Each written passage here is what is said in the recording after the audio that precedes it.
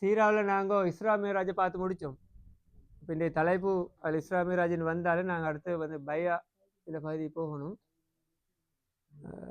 நபி ஸல்லல்லாஹு அலைஹி வஸல்லம் அவர்கள் நான் பார்த்த மாதிரி மக்காவில் தண்டை தாவா பண்ணி சக்ஸஸ் ஆகாது இந்த ஒரு முடிவொன்று எடுத்தது. அவுட் ஆஃப் மக்கா எங்கே சரி ஒரு இடத்துல நாங்கள் இதுக்கு இந்த மார்க்கத்தை கொண்டு போய் இந்த மார்க்கம் தான் உலகத்தில் நிலைநிறுத்தப்படணும் இடத்துக்கு நபி ஸல்லல்லாஹு அலைஹி வஸல்லம் அவர்கள் ட்ரை பண்ணி கொண்டு இருக்கிற ஒரு பீரியடில் தான் தாயிஃபுக்கு போகிறார். அப்போ தாயிஃபில் பாதிக்கப்பட்டு வந்ததுக்கு பிறகு இஸ்ரா மேராஜ் நடக்குது. ஆனால் அப்படி நடந்து நபி ஸல்லல்லாஹு அலைஹி வஸல்லம் அவர் வந்ததும் அல்ல அதுக்கு முன்னுக்கு நடந்தேன்னு ஒரு ரிவாயத் வருது. என்னென்னா மதீனாவிலேருந்து ஒவ்வொரு வருஷமும் வந்து ஹஜ்ஜுக்கு வருவார். ஹஜ்ஜுடைய கடமை அதாவது இப்ராஹிம் நபிகிட்டேருந்து வந்த அந்த கடமை அப்படியே இருந்தது. ஏதோ ஒரு ரூபத்தில் ஹஜ் இருந்தது. ஹஜ் வந்து ஒரு ஃபெஸ்டிவல் மாதிரி. அப்போ எல்லா பக்கத்தில் இந்த மக்கள் வருவார்கள். ஒரு கார்னிவல் மாதிரி ஹஜ் நடத்தப்பட்டு கொண்டு இருந்தது. அப்போ அதுக்கு மக்காவில் ரசூல் ஸல்லல்லாஹு அலைஹி வஸல்லம் அவர்கள் ஹஜ் பீரியடில் அப்படி போய் பல்ஸ் பிடிக்கிற யாராவது சாப்பிட்றாங்களான்னு அப்படி பார்த்ததில் மதீனாவாசிகளில் ஒரு டீம் ஒன்று ரசூல்லாவுக்கு மீட் ஆகுது. என்னென்னா மதீனாவில் வந்து ஏற்கனவே நபி ஸல்லல்லாஹு அலைஹி வஸல்லம் அவர்கள் அதாவது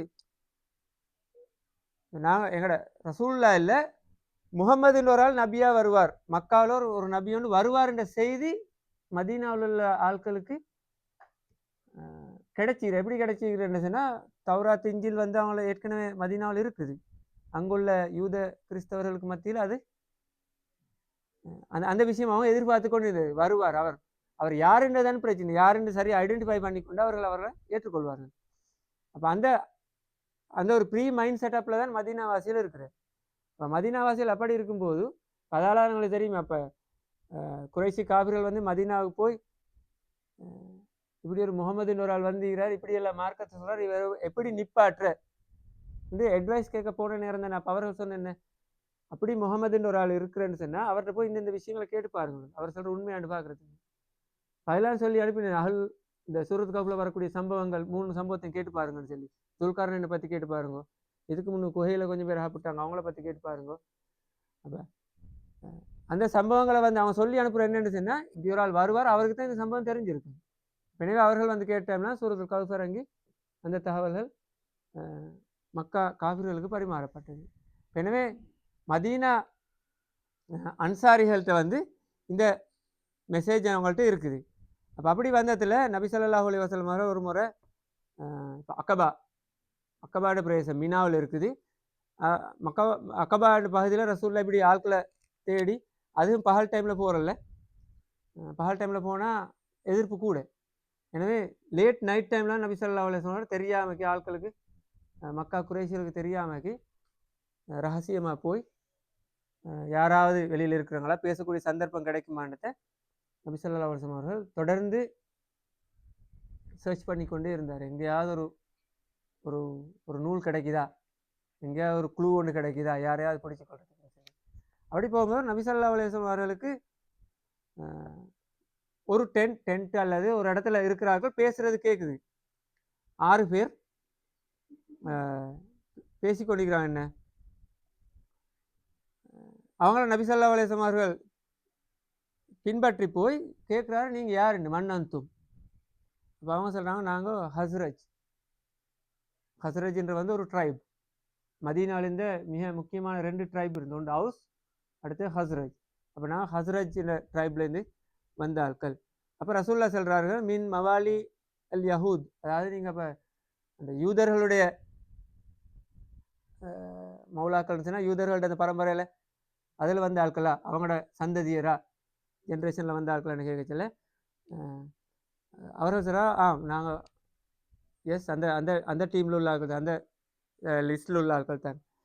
அப்போ ரசூல் ஸல்லல்லாஹு அலைஹி வஸல்லம் சொல்கிறார், அஃபலா தஜ்லிஸூன உக்கல்லிமுக், அப்போ நாங்கள் கொஞ்சம் பேசுவோமா, கொஞ்சம் உட்காருங்க, நாங்கள் பேசுவோம்னு, நான் உங்களோட பேசுகிறேன், இப்போ நீங்கள் உட்காருங்கன்னு சொல்லும்போது அப்போ அவர்கள் சொல்ல பிரச்சனை இல்லை, இப்போ பேசுவோம். அவங்களுக்கு தெரிய ஒரு முகமது உண்டு அல்லது இப்படி மார்க்க பிரச்சாரத்தில் ஈடுபடுற ஆளுன்னு அவங்களுக்கு தெரியாது. தெரிஞ்சுன்னா சில நேரம் அவாய்ட் பண்ணியிருப்பார்கள். ஆனால் அவரை சொல்ல இல்லை, ரைட், ஓகே, பேசுவோம், நோ ப்ராப்ளம், பலான்னு சொன்னால் அப்படி தான், நோ ப்ராப்ளம், உட்காந்து பேசுவோம்னு ஃபஜலசு மாஹு. அப்போ நபி ஸல்லல்லாஹு அலைஹி வஸல்லம் அவர்கள் விளங்கப்படுத்துறாரு, இதுதான் என்ற பர்பஸ், இதுதான் செய்தி, மார்க்கம் இதுதான், இஸ்லாம் இதுதான், அதை எத்தி வைக்கிறது என்ற பணி, நான் அதை எத்தி வைக்கிறேன், நான் தான் நபி என்று நபி ஸல்லல்லாஹு அலைஹி வஸல்லம் விளங்கப்படுத்திட்டு வத்தலா அலைஹிமுல் குர்ஆன், குர்ஆனில் சில பகுதியில் அவர் ஓதுறாரு. உங்களுக்கு தெரியும், இந்த பல இடங்களில் குர்ஆனை ஓதித்தான் மக்கள் இஸ்லாத்து அல்லாவோட முன்னுக்கு சரண்டர் ஆகினா குர்ஆனால தான். அது தெரியும், நஜ்ஜாசி மன்னனுக்கு நடந்தது, அங்கே பிரச்சனை நடந்த நேரம் சூரத்து தஹா ஓதினேன், அவர் சரண்டர். அடுத்த வலீத் இப்னு முகீராவுடைய சம்பவத்தில் அது நடந்துச்சு. உமர் அலியுடைய சம்பவம், உமர் அலி வந்து சரண்டர் ஆகினா குர்ஆனால. அப்போ நபி ஸல்லல்லாஹு அலைஹி வஸல்லம் குர்ஆனில் ஒரு பகுதியை ஓதுறார், ஃபகால பாதுல் லிபாலின், அவங்களுக்குள்ள இந்த மதீனாவாசியில் அவங்களுக்குள்ள பேசுகிறார்கள், தாலமுன வல்லாஹி யாக்கம், உங்களுக்கு தெரியுமா இவர் தான் நபி, இவரை பற்றி தான் அந்த யஹூதிகள் வாக்களித்த நபி இவர் தான். அவர்கள் அந்த இடத்துல ஏற்றுக்கொள்கிறார்கள். யாரு லேட்டாக வேணும் இவரை ஏற்றுக்கொள்கிற விஷயத்துலன்னு அந்த 6 பேரும் அவங்க ஒருத்தருக்கு ஒருத்தர் சொல்லிக்கிறார்கள், யாரும் லேட்டாக தேவையில்லை, இவரை நாங்கள் நபியாக ஏற்றுக்கொள்கிற விஷயத்தில். ஏண்டா ஏற்கனவே யஹூதிகள் பேசி கொண்டிருக்கிற நபி இவர் தான். மின் பாதிஹி இஸ்முஹு அஹ்மத் என்று வரும், ஈசாவுக்கு பிறகு ஒரு ஆள் வருவார், அவருடைய பேர் அஹ்மத். அப்போ அந்த கன்செப்ட் அவங்களுக்கு ஈக்கிறதால ஆளை சரியான இடத்துல கேப்சர் பண்ணி கொண்டார்கள். அப்போ அந்த 6 பேரும் பிற்காலத்தில் வந்து பிரபல சஹாபாக்கள் அன்சாரிகள். அவன் யாருண்டா, ஒன்று அஸ்அத் இப்னு ஜுராரா ரலியல்லாஹு அன்ஹு, அவுஃப் இப்னுல் ஹாரிஸ், ராஃபி இப்னுல் மாலிக், குத்துபா இப்னு ஆமிர், அடுத்து உக்குபா இப்னு ஆமிர், ஜாபிர் இப்னு அப்துல்லா. அதாவது இஸ்லாமிய வரலாற்றில் பல போஸ்டர்கள், பெரிய பெரிய போஸ்டர்லாம் ஏற்றுக்கொண்டு யுத்தங்களில் தலைமை தாங்கியெல்லாம் போன சஹாபாக்கள் இந்த 6 பேரும் தான் மதீனாவிலிருந்து முதலாவது நபி ஸல்லல்லாஹு அலைஹி வஸல்லம் அவருக்கு அகப்பட்ட ஆட்கள். அப்போ ரசூல் ஸல்லல்லாஹு அலைஹி வஸல்லம் அவர்கள் அப்படி தானே வருது, அவங்க யஹூதியர், அதாவது பனு இஸ்ரவேலர்கள், யஹூத் விலங்கல்ல, அந்த பரம்பரையில் வந்த ஆட்கள்.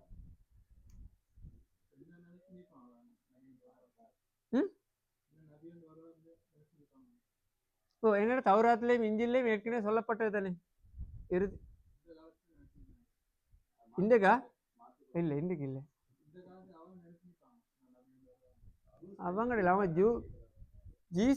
ஈசா, அதாவது கிறிஸ்டியன் மட்டும்தான் ஈசா நபி திரும்ப வரனா வரும், அந்த அந்த கான்செப்ட்ல இப்போ யூஸ்ட் அந்த இது இல்லை, அந்த கான்செப்ட் வாய்ப்பு இல்லை. இப்போ அவனை நான் கேள்விப்பட்டேனே இல்லை, அப்படி அவங்க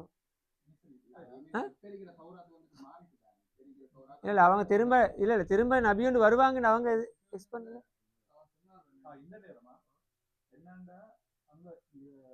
மதினாடு இந்த ஹிஸ்டரி நீங்க பார்த்தா மதினால வந்து யுத்தம் இது வருஷ கணக்கு ஹவுஸ் கஸ்டடிக்கெட்ல அடுத்த யூதர்கள் சொல்ற வந்து எங்களுக்கு ஒரு நபி ஒன்று வார டைம் வந்தோடனே நபியோட சேர்ந்து நாங்கள் அவங்கள யுத்தம் செய்வோம்னு சொல்லி அவங்கள பயமுறுத்திடுச்சு.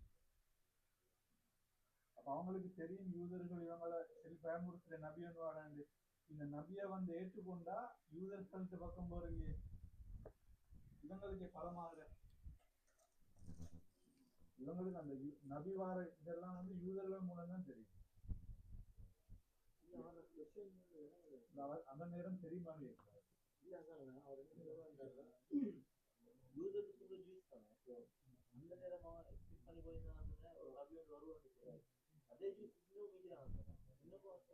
அந்த நபி அதுன்னு அவங்களுக்கு தெரியும். இப்போ இல்லை கண்டெம்பரரி ஜூஸ் வந்து அந்த எக்ஸ்பெக்டேஷன் லீக்கிறாங்களா? இல்லை இல்லை, நான் இப்போ ஜூஸை பற்றி எந்த ரீட் பண்ணினதில் வந்து அவங்க திரும்ப நபியோண்டு வாரன்ற இது இல்லை.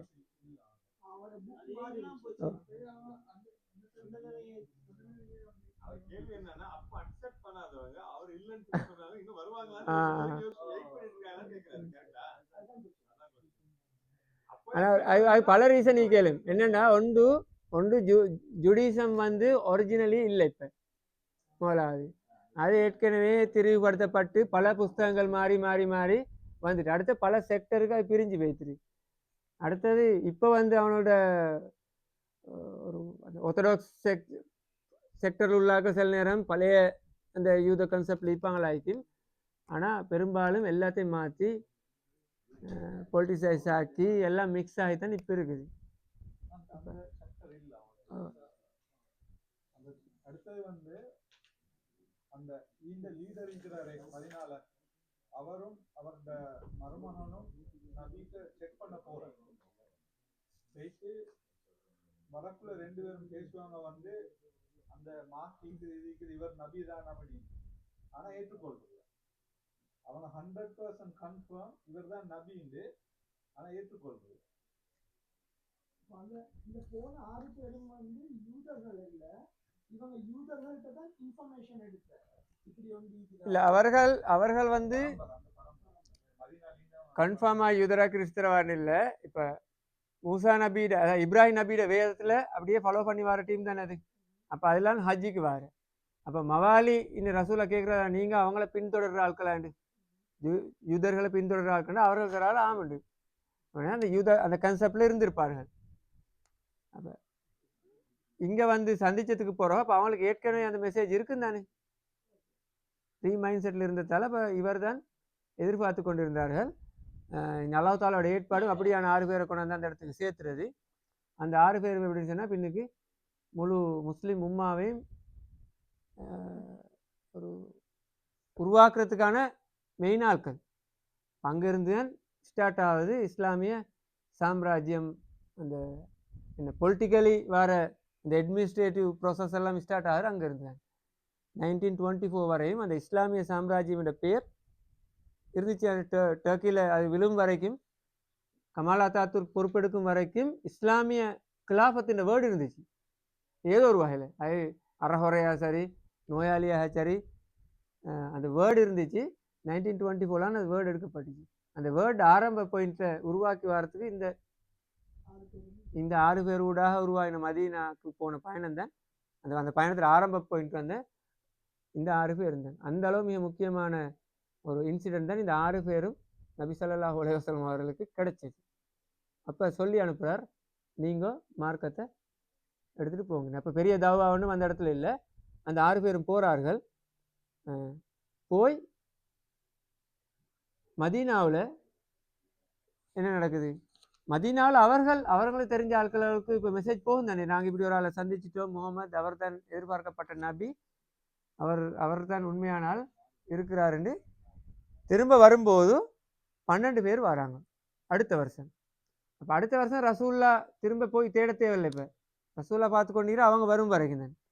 அடுத்த முறை 12 பேர் வந்தால் அந்த 12 பேரில்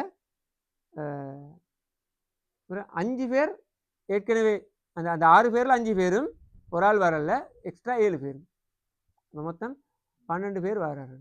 இப்போ இந்த 12 பேர் வரும்போது ரசூல் ஸல்லல்லாஹு அலைஹி வஸல்லம் அவருக்கு விளங்குது, ஓகே இப்போ இது வந்து என்ன டெவலப்பிங் இன்க்ரீஸிங் ப்ராசஸில் ஈக்கிறன்றது வந்து கன்ஃபார்ம் ஆகும். ஒரு வருஷத்தில் டபுள் ஆகி வந்துட்டு இப்படி 12 பேர் ஆகிட்டு ஒரு வருஷத்தில் 12 உண்மையிலே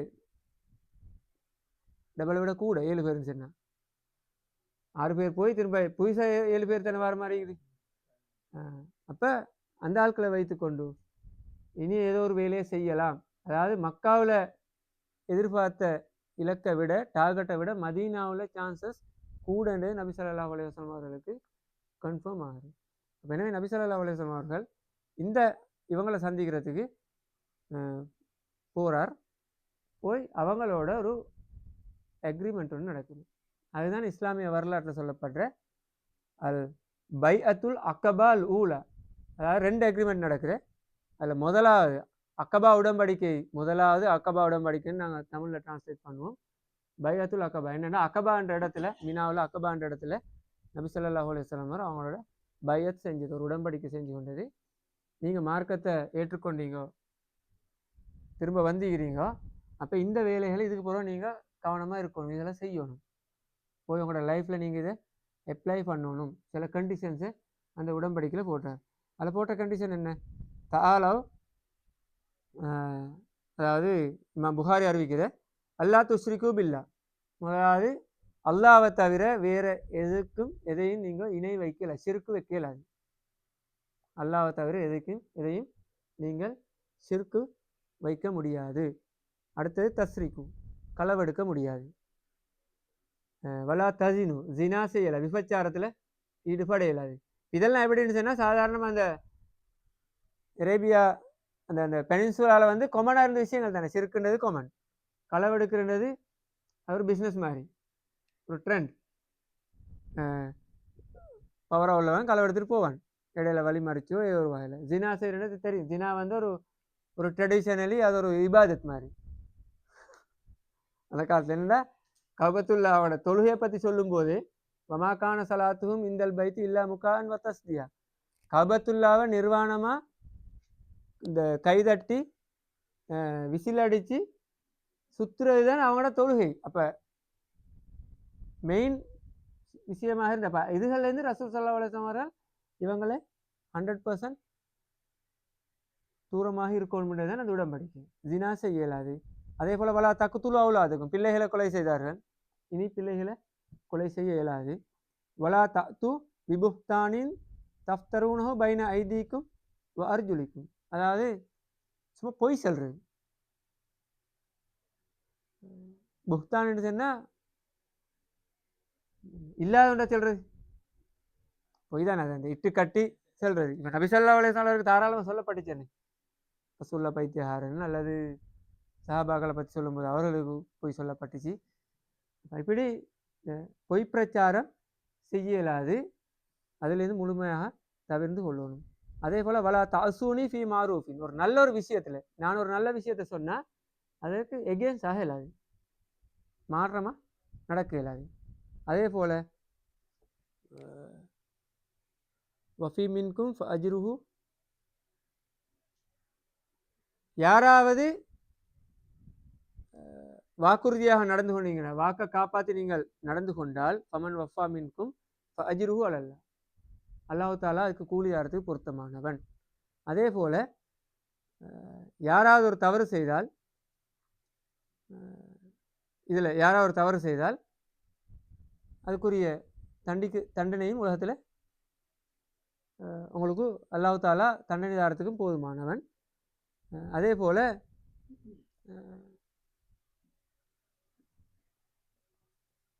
நீங்கள் சரியாக இந்த விஷயத்தில் நடந்து கொண்டால், சுருக்கமாக சொன்னால் தண்டனை தாரத்துக்கும் மன்னிப்பு தாரத்துக்கும் அல்லாஹ் தாலா பொருத்தமானவன். இந்த விஷயத்தில் நீங்கள் இப்போ பையத் செய்து கொண்டீங்க, இந்த பையத்தை காப்பாற்றிங்க, அதுதான் வாக்குறுதியாக நடந்து கொள்ளுங்கன்னு நபி ஸல்லல்லாஹு அலைஹி வஸல்லம் அவர்கள் சொல்லி அதை ஒவ்வொருத்தரும் பையத் செய்து கொண்டு வருது, எல்லோரும் சேர்ந்து பையத் செய்து கொண்டு 2 ரிவாயத்தில் வருது. எப்படியோ உடன்பட்டு கொண்டு போகிறார்கள். அப்போ உடன்பட்டுட்டு போகும்போது இந்த உடன்படிக்கை மூலா செய்து கொண்டு போது ரசூல் ஸல்லல்லாஹு அலைஹி வஸல்லம் அவர்கள் அவங்களோட சேர்த்து இன்னொரு சஹாபி அனுப்பி வைக்கிறார். இந்த சஹாபியோட பேர் வந்து முஸ்அப் இப்னு உமைர். முஸ்அப் இப்னு உமைர் அலியை நபி ஸல்லல்லாஹு அலைஹி வஸல்லம் அவர்கள் அனுப்பி வைக்கிறார்கள். நீங்கள் அங்கே போய் இதை இன்னும் எக்ஸ்பிடைட் பண்ணணும், இன்னும் பரப்பணும் மார்க்கத்தை. இந்த 12 பேர் மட்டும் போதாது, நீங்களும் போய் எல்லோரும் சேர்ந்து அந்த வேலையை செய்யணும். அப்போ முஸ்அப் இப்னு உமைர் அலி மதீனாவுக்கு போய், முஸ்அப் இப்னு உமைர் அலியை பற்றி சொல்லும்போது தெரியும், அவர் ஒரு யங் ஆள், ஒரு இளைஞன். போகும்போது மிக சின்ன வயசில் நபி ஸல்லல்லாஹு அலைஹி வஸல்லம் நம்பி அனுப்புகிறார். அப்போ மிக பெரிய ஒரு பொறுப்பெடுத்து கொண்டு அவர் போகிறார். போய் அவர் அங்கே போய் தங்குற யார வீடுன்னு சொன்னால், முதல்ல நான் சொன்ன அஸ்ஸத் இப்னு ஸுராரான சஹாபியோட வீட்டில் தான் அவர் தங்குறார்.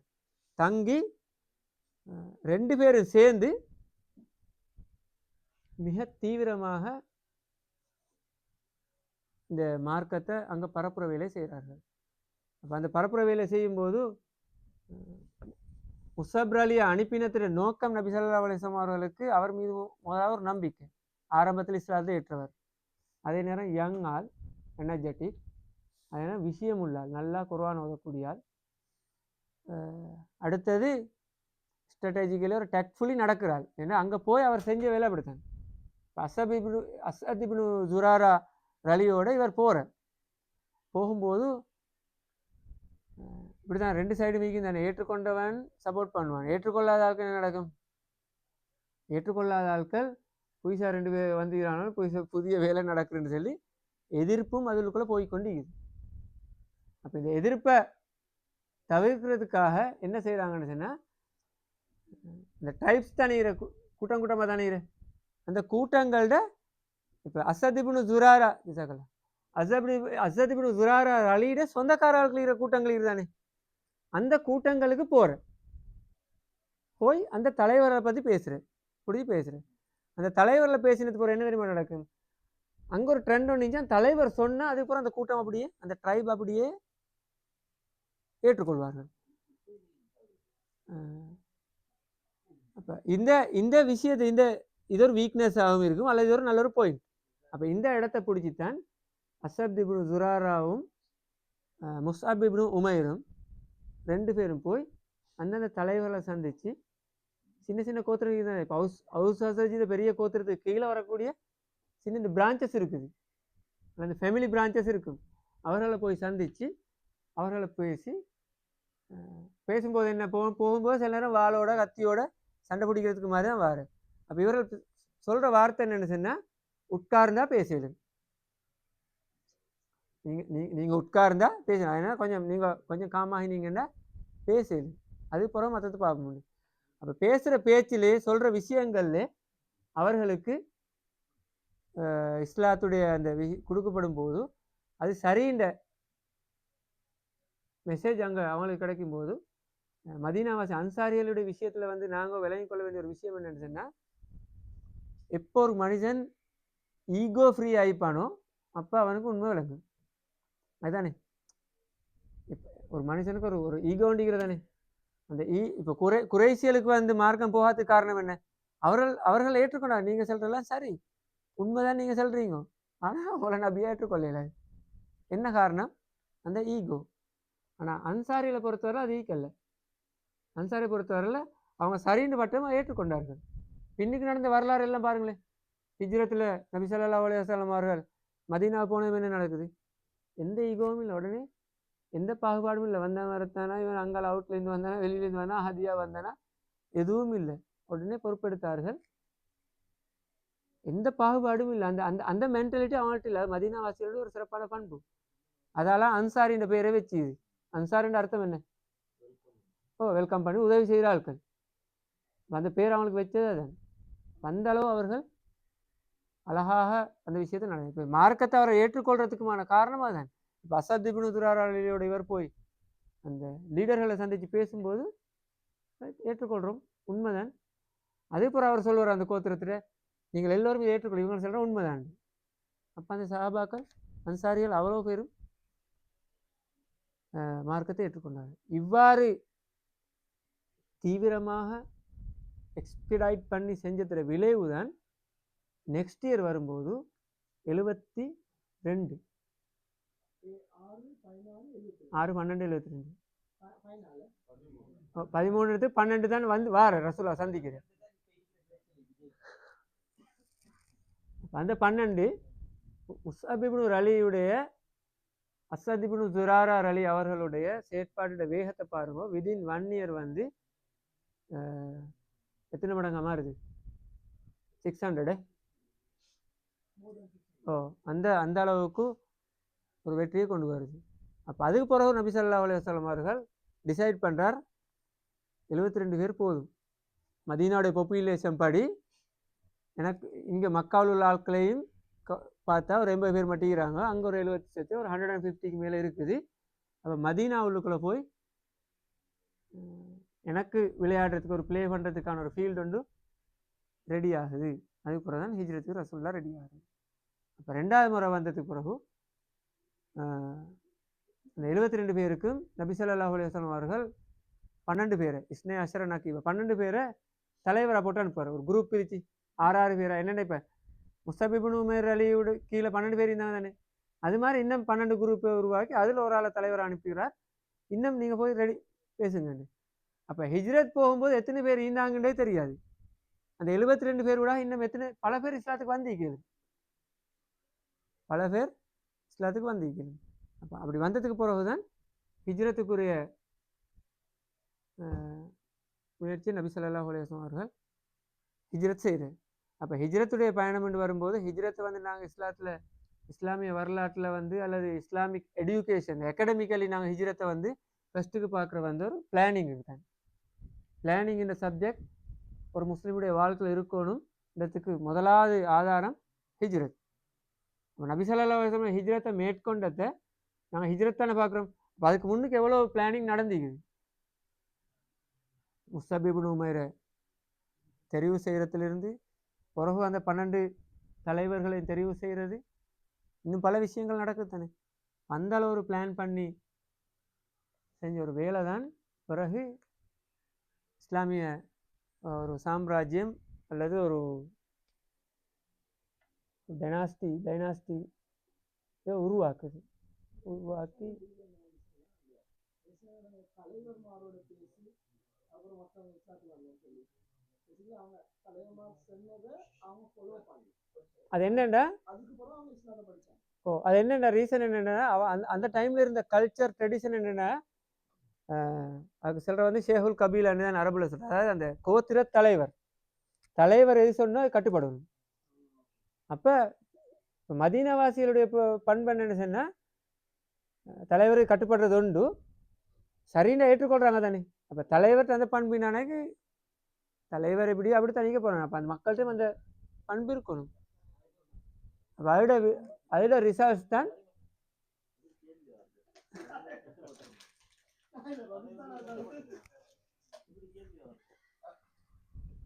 அதில் விளைவு தான் ரிசல்ட்ஸ் தான் நபி ஸல்லல்லாஹு அலைஹி வஸல்லம் ஹிஜ்ரத் போனது. அது இது புறவு சீரால் அடுத்த பகுதி வரப்போகிறோம். மதீனாவில் நபி ஸல்லல்லாஹு அலைஹி வஸல்லம் எப்படி ஒரு அந்த கவர்மெண்ட்டை எப்படி எஸ்டாப்ளிஷ் பண்ணினார். மதீனாவில் எத்தனை பேர் இஸ்லாத்தை ஏற்றாங்கன்றது கவுண்ட் ஒன்று இல்லை. எங்களுக்கு ஒரு எவரேஜ் கவுண்ட் ஒன்று எடுக்கலும் உங்களுக்கு அந்த 72 6 பிரிக்கிறேன் சில நேரம்.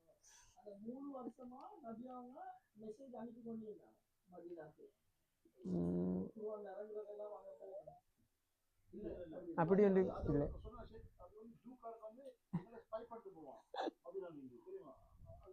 மதீனாவுக்கு அப்படி மெசேஜ் அனுப்பப்பட்ட ஒரு இது இல்லை ஏன்னா அதுக்குரிய சயின்டிஃபிக்கலி எந்த ஒரு எவிடன்ஸும் இல்லை. அடுத்தது இது ஊடாமண்டி இல்லை நான் அனுப்புறேன்னா யார்ட்டாலும் மெசேஜ் அனுப்பணும்.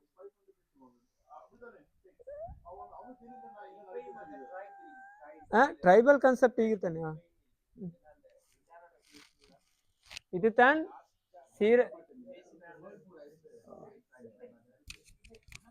இதை ஒஃபிஷியலி முடிப்போம். சுப்ஹானக்கல்லாஹு வ பிஹம்திக அஷ்ஹது அன் லா இலாஹா இல்லா அன்த அஸ்தக்ஃபிருக வ அத்தூபு இலைக்.